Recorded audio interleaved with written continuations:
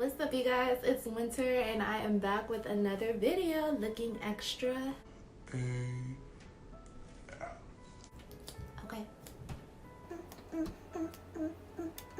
Okay. Oh, my bad, y'all. Y'all know I done got a hold of this whole YouTube thing. You know, I'm learning more and more each and every day, honey. So it's just not much that you can tell me, honey. I'm just out here in these streets, in these YouTube streets, okay? Look, this is my third video today. Honey, all I did was take off a hat, put on some lipstick, put on a little crop top and a shawl, put my hair up. Honey, y'all wouldn't even know. Y'all would have thought it was the day after tomorrow. Like, y'all, honey. I gotta hit them down, okay? Don't come for me. You know, I'm in a good mood or whatever, you know. This is definitely more of a serious video, to be completely honest with you guys. This was the same bra strap from the other video. It's still doing the same thing. But no, y'all, this is definitely more of a serious video because it's kind of like me wanting to address the elephant in the room. And I always said, like, when I get serious with starting my YouTube, this was going to be one of the first videos that I wanted to do. And that is talking about my skin and my skin journey and my actual skin condition. I also wanted to do this video as well, of course, to bring awareness to it in hopes that, you know, someone who may be going through a similar situation or who, you know, may just be going through the same thing, they can kind of get their answer and, you know, they can maybe find hope from watching my video. Because even though I'm confident in my skin today, I was not always confident in my skin. So that's another reason why I wanted to do this video. I did pre-record this video before, but I was just learning YouTube, and now that I know more about it and how to work it and everything, I wanted to re-record this video. So while I'm in a recording mood, we gonna record this video. Hey, we gonna record this video. You know what, y'all? I'm proud of myself because I literally have recorded 3 videos today. And I understand now when YouTubers be like, it is kind of tiring when you have to be recording and editing and recording and editing. So I'm proud of myself. Go me. So yeah, I definitely wanted to talk. This looks so like, hey, let's just do one shoulder. Okay, so yeah, in all seriousness, I wanted to talk to you guys about my skin condition. Now, I will go off top and tell you guys that the skin condition that I have is now classified as severe eczema. And I know some of you are thinking, okay, so you had to do a whole entire video for eczema? girl, I thought you had like vitiligo or something like that. No, because I have severe eczema, but the journey to finding out that I had severe eczema was a very harsh, unrealistic, and sometimes I felt like unfair journey. But you know what? I now look at it as that journey has made me more confident, and it has made me the person I am today. It has made me stronger, and it has made me want to do this video for you guys to bring awareness about. So let's just start from the beginning. So I want to say back in maybe end of 2012 to beginning of 2013, I definitely had noticed some itching in my skin, and it had started on my arms and on my chest. I did not think anything of it, but I don't know, everything just kind of seems like it happened overnight. It was just itching a lot. And then I had noticed like some whelps that began to form in my skin. I had noticed that they began to form, and remember all of these things, guys, because I went through a bunch of diagnoses, you'll see. But I remember they started to form where the actual hair follicles, like in my arms, would come out. So I was thinking, you know, maybe it was just hair coming through. But of course, every time I itched, it would cause hyperpigmentation. Because it got to the point where I would actually scratch my skin in my sleep without even knowing it. So I would wake up, you know, I would see like little splats, so not to be disgusting, but honestly I would see like little splats of blood on my sheet, whatever, and I would realize like, oh snap, I must have scratched myself. And that's kind of where the scarring began. So I didn't think anything of it, me being young back then, and I was kind of like my father. getting me to go to a doctor is literally like pulling teeth. It's just something about doctors. Like, I just feel like every time I go to a doctor, I'll be like, oh, I feel like I have a cold. And they're like, severe, you know, it's just something way off and dramatic. And so, like, it just kind of, I just kind of got into this bad habit of not wanting to ever go to the doctor, to be honest. But just fast forward, I ended up going to a doctor.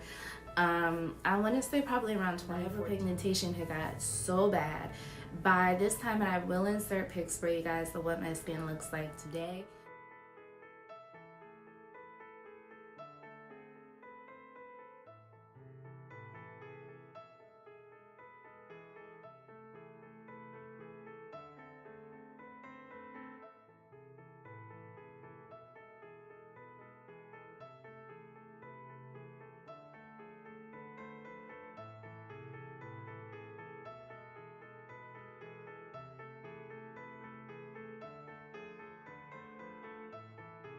But by this time, it was all on my arms. You can see I still have it on my arms.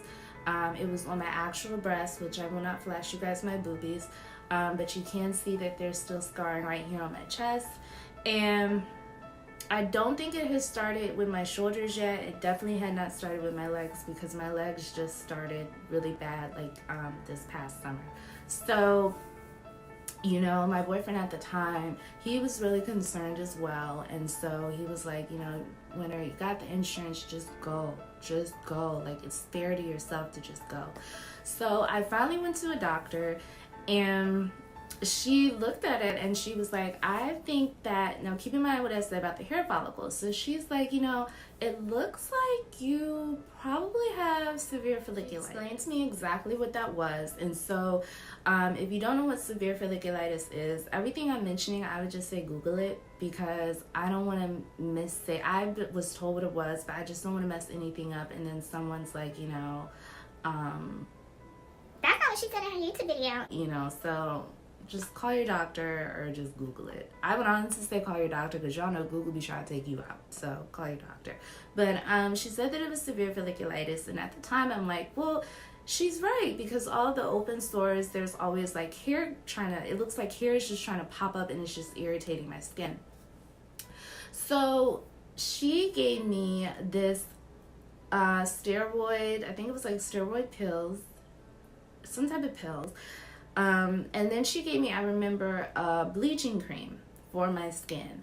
Now, I'm only showing this bottle because I just did a video on it today, so it's right here. But I'm just using this bottle to show you guys how big this bottle was.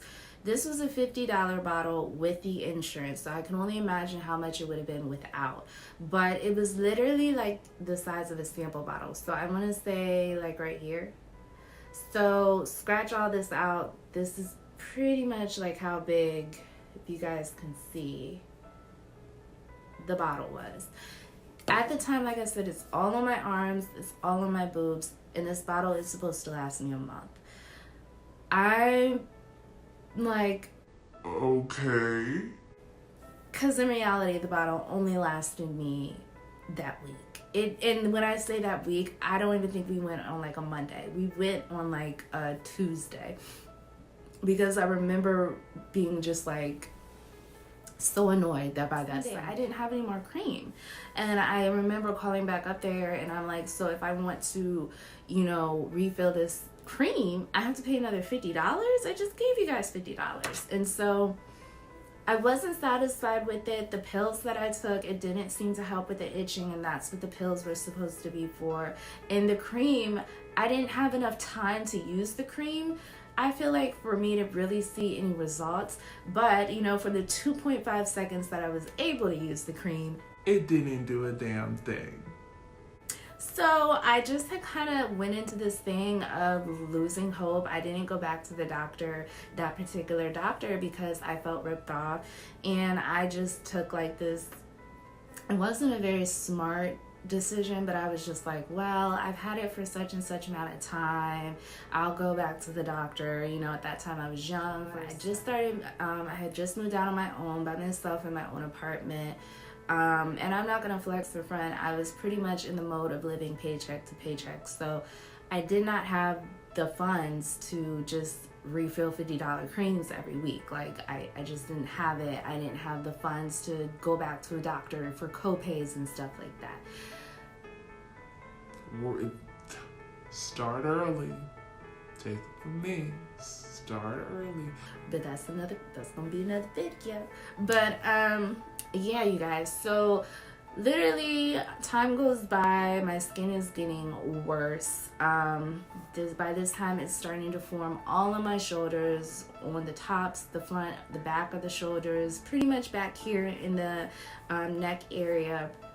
By this time my full breasts are filled with hyperpigmentation. And it was to the point that I just could not help but to scratch, you know. And if you're a female, it's very hard. It's very, very hard to be a female and your breasts are just, you'll see in the pictures a little bit I'll show you, they're just scarred. That's the only way I can describe it. Even though I did have a boyfriend at the time when it first started, it's still, you know, when we broke up and, you know, you think about dating again, you don't really want to have to go through the explanation. And I felt like that's what I had to do. I had to be like, I'm not contagious. It's nothing you're gonna get. You know, it was like I had to pretty much, you know, whip out a disclosure, you know, like, hey, you'll be fine, you know, that, you know. And even though the person may not have felt like how I was feeling, because honestly, any guy that I've been with or dated, they never had, it's just all, not to think like, you know, all of them, because it was like 2, 3, but like they just all really just wanted me to go get help for myself and go to the doctor. And I was just like feeling at that time like it was just such a ripoff that I just wouldn't do it. But it's hard as a female to have that part of you literally scarred and changed. And so I have very low self-esteem. I didn't feel beautiful at all. It had actually at one point started on my face, and I was just like, this can't be freaking happening to me. You know, I had no confidence, like honestly, to the point that it could be like 90 degrees in the summertime and I was at least wearing a jean jacket, if not a cardigan, over like a long maxi dress. Like I did not even wear short sleeve t-shirts, none of that, because I did not want to have to deal with people staring, not even at work, but just going to a store or to the mall. I would literally drive in my car with my arms out, but no matter where I went, even if it was to the gas station, when I got out of the car, I literally put on like a shawl or some type of jacket. Not talking like a bomber, but like at least a jean jacket, like I said. So that was stuff that I literally did, and people would look at me like, don't you know it's like 90 degrees? Because I'm sweating. And she looked like she tried to be cold. Like, what? So, you know, but that's just what I did. Now, flash forward to the second doctor that I went to. I want to say this was like 2016, if not summer of 2015. But I went to her because I was just kind of, again, filling out my wits end with it, and I was recommended to her. No, I'm skipping ahead. Before her, I saw another doctor that my ex had recommended. It was the doctor that he saw, and he was like, you know, she's super good, maybe she can help you out. So I went to her. And at this time, you know, I also had I have a sister who has lupus, and she was having skin issues. And so I'm not the doctor, but I just told her that, you know, just to be like, you know, hey, I do have a sister who has lupus as well, and her skin doesn't look as bad as mine, but she said that, you know, her skin kind of itches and, you know, scars too. And I feel like she just played on that. I feel like she was just like, okay, well, let's go with that. You know, I also told her the previous doctor said, you know, severe folliculitis. And it was weird because I told her that first, and she was kind of like, you know, yeah, it does look like some severe folliculitis. And then I mentioned my sister, and it just kind of went into her playing on, you know, it went immediately to her playing onto the lupus. So pretty much by the time we left that appointment, long story short, of course, she looked at my body and everything. I possibly had lupus. So we're on a trail here, right? We see what's going on. I have now gone from having severe folliculitis to having something a bit more serious, which is lupus. She wanted to run some tests and everything like that. And she, I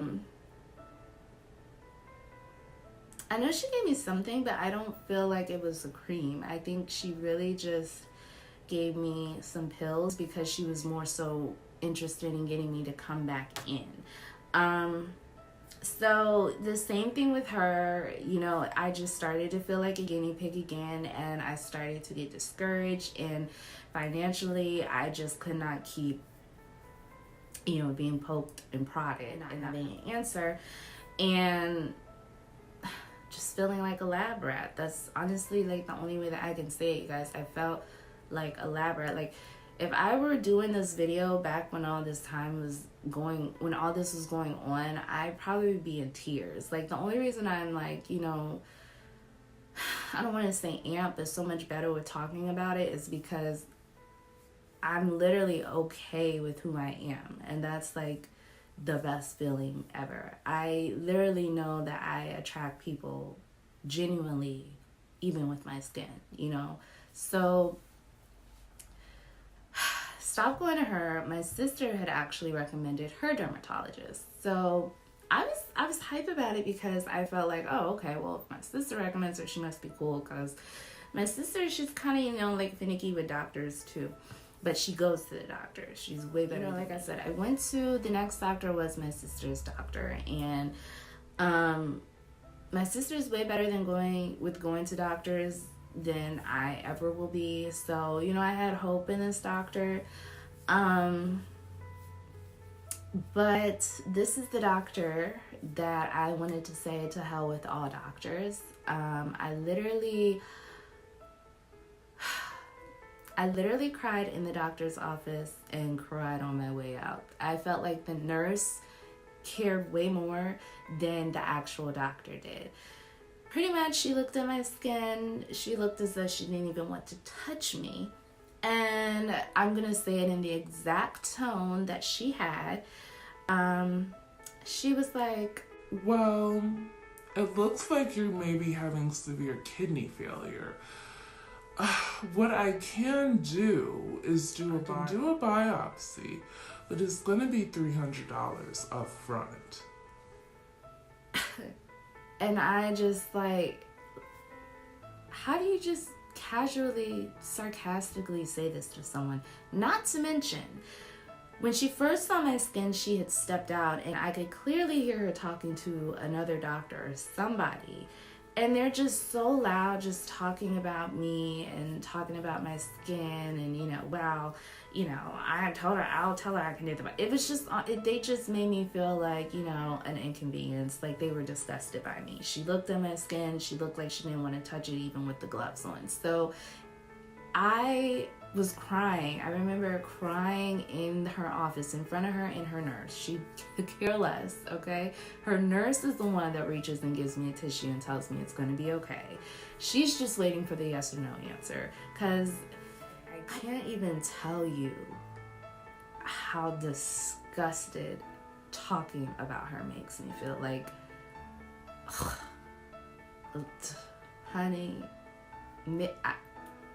I was gonna say maybe she was having a bad day, but honestly, I don't give a fuck. I didn't give a fuck back then. I don't give a fuck now. Like, my mother can come on cam and tell you I was in the car crying, because who just tells someone your kidneys might be failing, but I'll do a biopsy for $300 and let you know.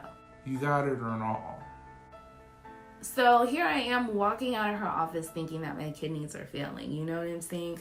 My nerves are high. I'm all over the place. I'm like depressed for the rest of the day, because there's no telling when I'm just going to pass out and die, you know, from what she's saying. And that was when I really took a big break on doctors, because I just felt like, you know what? I felt like it's too much. I literally have 3 different diagnoses from 3 different doctors. Yes, I understand it's 3 different doctors, but nobody is on the same page. No one is even...